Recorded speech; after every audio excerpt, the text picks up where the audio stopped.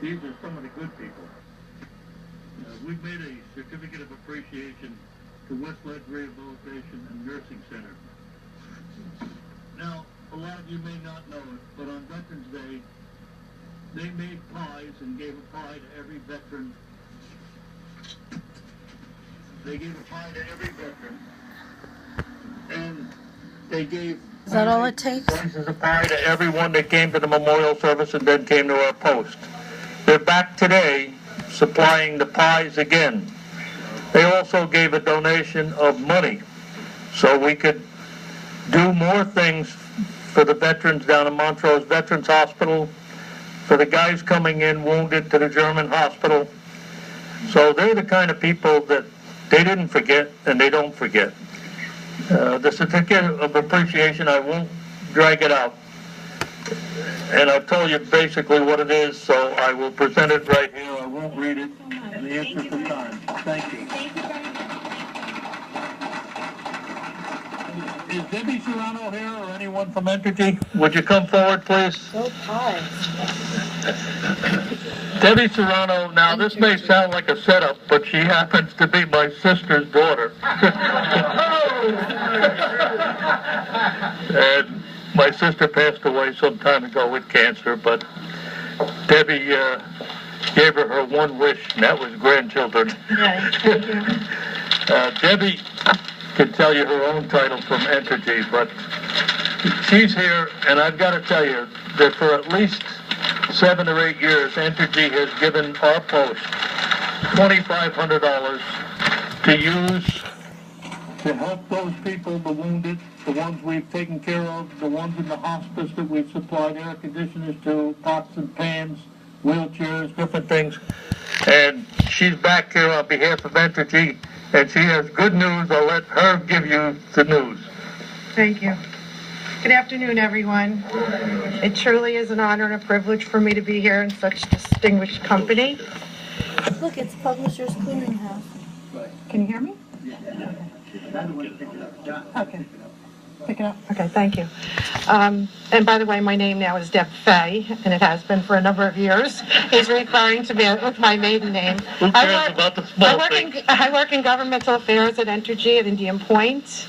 We have a very good working relationship with Mayor Catalina and the city of Peekskill, as well as the surrounding communities. So on behalf of Entergy and the men and women at Indian Point, many of whom are proud veterans, it's my pleasure to present a check to the American Legion so they can continue to support our veterans in the way that they truly deserve. So today, it's my privilege to present the American Legion Post 274 with a check for $5,000 to continue the work that they're doing for our veterans. Thank you very much. I don't kiss her that often, but I will. Thank you very much. Thank you. All right, and nobody's going to believe that I'm not going to try to follow up on the mayor or anything. I'm not. I'm just going to tell you that this money, like everything else, we have a Heroes to Hometown Fund. Not one dime of this money will go to anything except supporting veterans and active military, and that's where it goes, not one dime. There's 1,700 organizations, as I always say. Now it's over 1,800 phony organizations collecting, claiming they're helping veterans and military families and so forth. There's 17 states where they have them under investigation, the Attorney General's office, but it keeps it up. I'm telling you right now, in this time of giving, the best thing to do is give locally. Give to the Salvation Army, give to the veterans groups locally, and don't let somebody have retirements and pensions and 401ks and everything on the backs of those who are defending us. Thank you.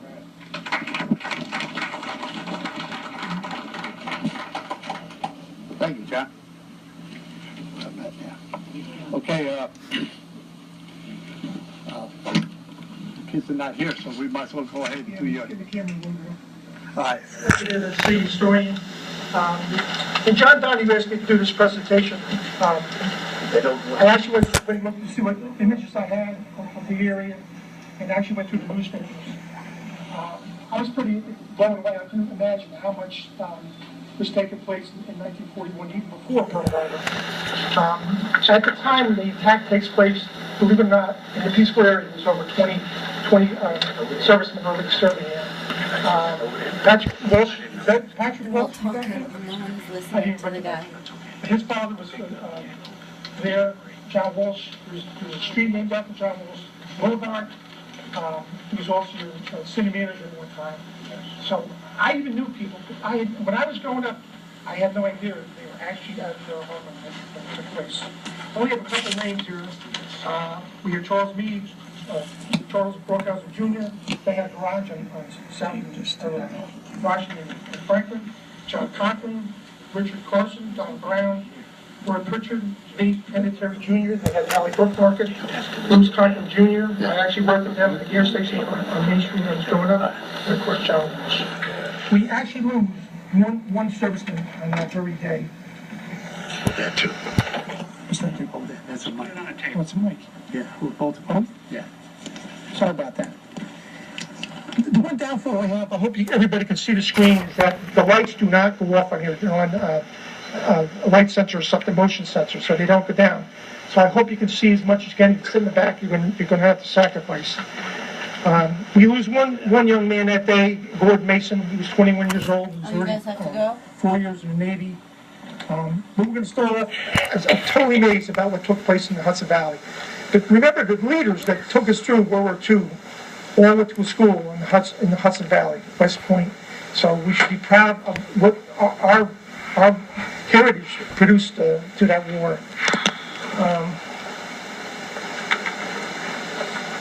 Believe it or not, this is 1939. This is June of 1939. It's the actual, so everybody can see, there's actually the royal family. This is the King and Queen of England. This is on the Fairmount Parkway near Highland. They're actually headed up to Hyde Park to see Roosevelt and look for our help in against the Germans. Another shot was too fast. We're just going going way too fast. Anyhow, this is also June 1941. I have a shot like that with Okay, yeah. helicopters from This is June the top of the mountain. 1941. This is the West Point Cadets doing a drill on the Bear Mountain Bridge. They actually shut down the bridge. There's like no A month later, we actually have a United States Congress speak at the Pew Park and actually condemn Roosevelt for creating war hysteria. But we were well into it already, way into it. So we were already drafting soldiers and everything for the effort. Now, to help the British out, they were doing all kinds of fundraising. This is, believe it or not, this is a Masonic temple. That's a young Dinah Shore. Everybody can remember singing City USA in the Chevrolet. That's when she was just starting out. This is right on Main Street, right up from City Hall. Just another effort. There was a circus down in the county center. But this, again, to send all kinds of, whatever we could to help the British. This is our Legion post there, right in front there. And to the left, it's going to be hard. I'm trying to think where she's at. But Mrs. Haviland Wessels, you see, she's just to the left of the American flag. She's one of the originators of the Peaceful Ambulance Corps. And to her left is her daughter, Rosalind. And they were my neighbors. And boy, if anybody was more patriotic, these two were. I remember all the parades they would march, the Legion. Of course, this is actually it's December 8th, 1941. This is when this is the front page of the Evening Star. This is the war against Japan. And 3 or 4 days later, on December 11th, Germany would declare war against the United States. They were both allies. And Hitler figured, oh my God, this will be easy. Between the United States being strung out all over the place, they would be an easy victory. We thought we would go down in flames, but we definitely surprised them. Again, this is Gord Mason. This is on, I think, on 9th. He lived on South Street, Barclay Plaza. So we know we definitely lost one young serviceman there. This is still 41. This was Aluminum Drive right here on South Shore Avenue. That's the Peaceful Fire Patrol with the local Boy Scouts. You'll see that they have different uniforms back then. Here's all our guys in front of City Hall going to be sent either the Pacific or the European wars. Again, this is the 4th of July parade, 1942. Getting everybody energized. This involved men, women, children. Everybody was involved. So not only were the servicemen patriots, everybody was patriots. Everybody joined the cause. Proud to be American.